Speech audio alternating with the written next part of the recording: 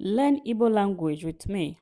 Hand fan in Igbo language is akupobi, hoe, ogu, bed, aqua, table, okpokoro,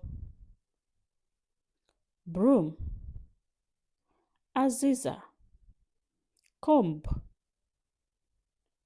mvo, wardrobe, ọba akwa,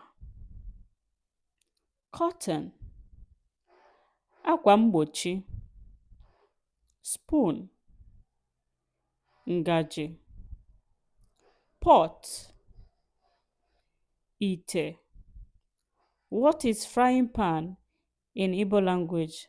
Write it down in the comment section and follow Igbo Lingua Academy for more videos like this.